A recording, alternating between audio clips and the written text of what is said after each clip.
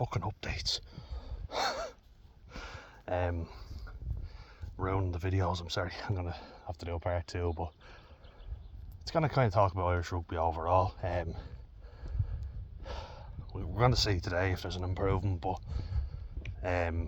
talking about the pack, I was saying it to my brother that John Ryan didn't look in a very good position in the starting scrum, you know. So setting up in the scrum, he was very high. He looked like he was in a weak position to begin with, and Bowen Venter destroyed him. Like, there's no two ways about it. Edinburgh got the upper hand 100% in the scrum. They dominated them. It was a foregone conclusion every time. Munster were shocking, and they're typically the province that have provided the pack. Intrigued by a motorbike, look. Hop on that? Yeah. Gonna be a biker. Good lad. Like, when you think of Munster, you think of greats like Anthony Axel Foley, you think of John Hayes, Jerry Flannery, Marcus Horan. I'm a big fan of Marcus Horan, Donegal O'Callaghan, Paul O'Connell. They were always the beating heart, you know, of the forwards. And Evan O'Connell, Paul's nephew, was in the team. I mean, geez, you're not going to blame him for that performance. He's only a young lad, you know. But, geez, the drop-off was so big, you know. And, like, the worrying thing is that there was so many variety of infringements in the scrum for Munster. So you had standing up several times, you know, which basically means that the pressure's coming on from Edinburgh. Munster couldn't take it, so they popped up, you know. Venter destroyed John Ryan, and I've been singing his praises, but he was woeful in the scrum, really bad. He's an experienced player, and he's a very good player, you know. Josh Wycherley on the other side, against Hill. I'm not really sure who Hill is. I've never really seen him play, but don't really know that Edinburgh front row, to be honest with you. Not really sure about them. But like, you had standing up several times, collapsing the scrum. You had early engagement, which is only a free kick, but still, it's painting a bad picture to the ref, you know. And then Paddy Patterson not putting the ball in when the scrum was clearly stable. He starts running around the back of it and, like, put the thing in. It's a bit unstable, but it's still stable enough to put the ball in. Get it in, get it out, do not be giving away infringements. And a very little sympathy for Munster, because they had penalties, they had chances, you know. There was a yellow card at the end for Edinburgh, and all Munster needed were 2 tries. They could have gotten them. They didn't take their chances, they weren't good enough. Credit to Billy Burns. I actually think his kicking has improved a lot. And I mean that for kicking for touch as well. And he took the ball to the line a few times. He's a player who I think everybody's been saying is crap and, you know, giving him dog's abuse, but I actually think in the last 2 games I've been impressed with what I've seen. Been a big improvement from him, you know, which is always good to see. Disappointed with Ethan Coughlin, because I feel like he's a good player, you know, I really do, but he just didn't have his best game yesterday. But look, you can improve on that. Calvin Nash he should have come off earlier. You know, he was holding his arm, in fairness. When he was on, he looked pretty good.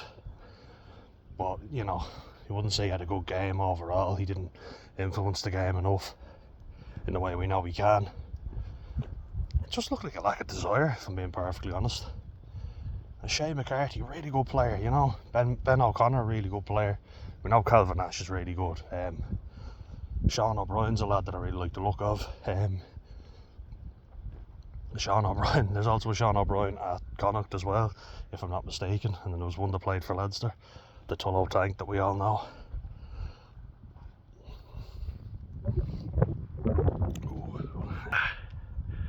Oh, that is amazing.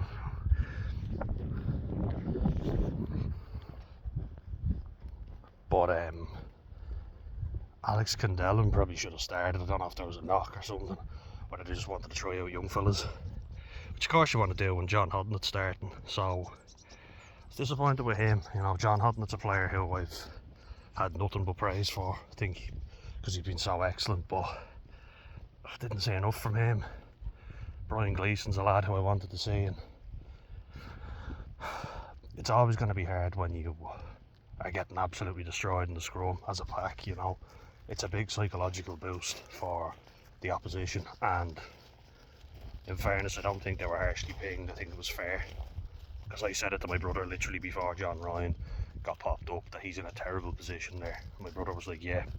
My brother actually played front row, more loose than tight head, but would have done more proper coaching. Alf, there's a fucking car coming. Jesus. Right, literally just there. You are going to have... You'll be worried sick about you. Oh.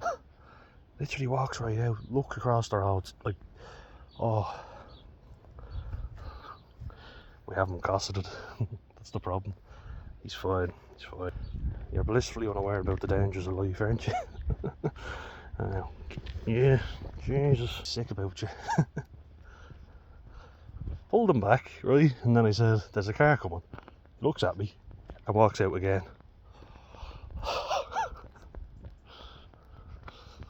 I mean, I've heard how harsh farmers are on their dogs, but Jesus, I'm starting to sound like that myself. Because I'm like, do you want to get killed? Blissfully unaware of the dangers of life. Guess we kind of want that, don't we? But oh well. No, it's worrying for Irish rugby though, do you know? Like the under-20s losing to a 13-man England. You can debate whether it's a 20-minute red card or whatever you want. One of them, like, in fairness, we got lucky with the Gary Ringrose one, because I do feel as if the old rule had have applied and we had a played the rest of the game of 14, we would have lost or scraped the win. We scraped the win as it was, you know, but you saw how good Bundy Aki was when he came on. I just feel like there's a presumption you're going to win. You can't have that. You can never presume you're going to win. And they did. Like, everyone praises Ireland's system and their structure and all, but I feel like it's far too easy to break them down. They miss an awful lot of tackles, you know, and that's something that should worry us, because look, I said it before when we played England, we missed more tackles and we made less, so that means that England, when they do have to make tackles, are making them. And we haven't now. I mean, they missed a lot against Scotland. Scotland showed how easy it is to beat England. Well, I mean, they didn't beat them, but they would have done had a certain Finn Russell taking his kicks. They deserved to beat them, you know, they did. And I mean, that try for Tommy Freeman wasn't the try, so. But as you say, you got to take your chances when they come, and Russell bottled it. So, like, seeing as I've had to split this up into two videos, like Munster got destroyed. Yeah, the line-out wasn't good either, I must say. But I want to just talk about the Lions tour as well. Probably too soon to call, but what do you guys reckon? I've got to say, there's a lot of a process of elimination, so it's not necessarily even based on who's good, it's who hasn't been absolute shit, you know. Like, I think at loose head it's got to be Andrew Porter. He's that good, he's got to start. If Will Griff John can play that good every week, then I mean, and rock that moustache. I love a good moustache. Yeah, if Nicky Smith and Will Griff John can play that well and nullify every pack, geez, you could make an argument for them, couldn't you? But you're gonna have to be consistent. But I think Andrew Porter is a shoe-in at loose head. He's brilliant, you know. He is, and I think Wales boxed smart, you know, they really did. They were very clever and cute against Ireland. They didn't drive us back in the pack, but what they did was they took the weight and they made us infringe, which led to them getting scrum penalties. I'm going to do a review of the Lions team at the end of the Six Nations. because I feel like I'm not the type that likes to pick players if they're not playing for the home nations. So Jack Willis is obviously playing very well, but him and Owen Farrell, they're not playing for England, so I wouldn't pick them. You know, I feel like you should give priority to the lads who are playing. Yep. Off you go. Lovely red Jag in front. Now, yeah, you better be careful though. Push up on your danger, little man. Want to keep going? Oh, I thought you wanted to stop. Okay then. Yeah, good boy. Good boy. Yeah, we go. Good lad. Good boy. Yeah. No cars coming, so we're alright. See, does that little zig? That's what worries me. And I hate shouting at him.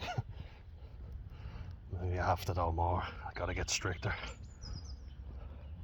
But yeah, like, I would have said Dan Shane and Ronan Kelleher were shoe-ins. I actually feel like Kelleher's been better than Shane.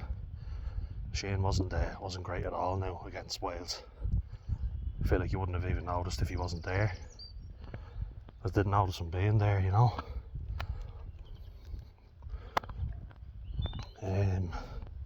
You've got Jamie George, but I think you bring him for experience more than playing big minutes. Luke Cowan-Dickey, haven't really noticed him at all again. Been good in some scrums. I think the England front row's been quite solid, but if you need players to last, you certainly don't pick England players because even their back row are going down. Never a dull moment. Jack Morgan and Tommy Raffel, need to see more from them, you know. See how well they can play as well as they did against Ireland. Yeah, a lot of Welsh players stepped up against us. Max Llewellyn get a bit more game time. At 13 particularly, you know. So like your 13s would obviously be Gary Ringrose, Hugh Jones, but Max Llewellyn putting his hand up. Ollie Lawrence could be 12, you know. Definitely put him at 12. He's been good. Had moments against Scotland, but to be fair, they were on the back foot, so it's not really his fault. Ollie Lawrence has really impressed me. How good lads who move from the dangers of the big streets. Good boy.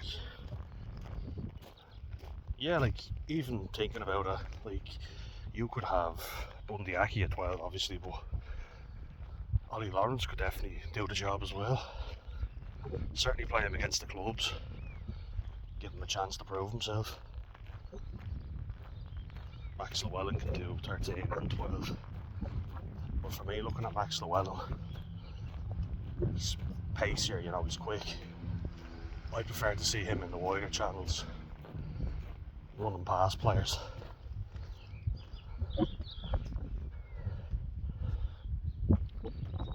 As opposed to crash ball. That's more Bundy or Ollie Lawrence's thing. Tom Jordan, I think, would start. Fly half, why not? Good playmaker. Brady played well against England, like he was excellent against England. Because he just went for it.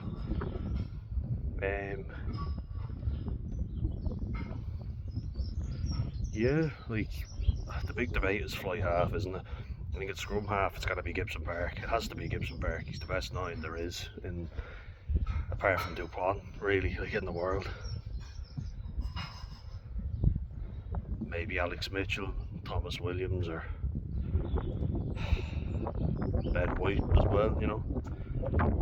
Fly half, like Finn Russell and Marcus Smith would have been the 2 front runners for me, and they haven't shown up at all. They've been very poor.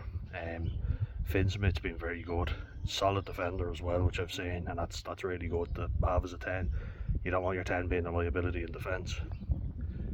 And then you have Jack Crowley, I'm going to call him Jack Prendergast. Combine, merge the two. I have to say, Crowley's a much better defender than Prendergast. Prendergast needs to get better tackling. You know, he made 16 now, in fairness to him, but he missed 8 tackles, so it's kind of a liability in defence, isn't it? Need to see more from him there, but confident for a young man, which is great. I'd like to see Crowley start against France and Italy just to see how he goes. I don't think he's actually really put a foot wrong. Missed a few easy kicks, but so was Prendergast. Crowley still steps up in the big games. And as I say, I haven't seen enough from Marcus Smith or Finn Russell to say they definitely are shoe-ins. Not at all. If Tom Jordan can kick, put him a fly half because he's a great provider of the ball and he seems like a pretty solid defender for Scotland, so if Russell ain't cutting it, give Tom Jordan a try. Wouldn't be the biggest fan of bringing George Ford or Owen Farrell in, to be honest with you, you know. But with Dan Edwards, if he can step up, who knows? Garrett Anscombe. Fullback, I think, is decided. It's Hugo Keenan all day, isn't it? Has to be. On the wings, you've got some options. So you've got Calvin Nash, Mac Hansen, James Lowe, Tommy Freeman, who's been very good, Ollie Slightholme. Again, two really good players, but didn't really step up against Scotland, but they were on the back foot, so you can't really judge off that. And they're not going to be good every week. Freeman got that try that wasn't the try. Tom Rogers played very well against Ireland. Ellis Mee. Yeah, a few options, alright. In the pack now, you know. For me, I think you can make, if Furlong comes back against France, which I think he's likely to do, and plays well, if he plays decently, then it's Furlong and Fagerson all day. Just depends on who you start, because Fagerson can do the big minutes. Will Stewart can do about 50 minutes, you know, good minutes as well, solid minutes, but then he goes off. Ellis Genge will probably be in and around, but no one is taking that one jersey off Andrew Porter. That's his. If Jack Boyle can keep playing as brilliantly as he has, no reason why. I think he probably won't get in the lines, but definitely a future line, you know. But we shall wait and see. Would like to see more improvement from the provinces, you know, the Irish provinces, when the front runners aren't there, you know. Gonna have to up our game. Don't like seeing the under-20s get beaten so comfortably. Alright guys, happy Saturday.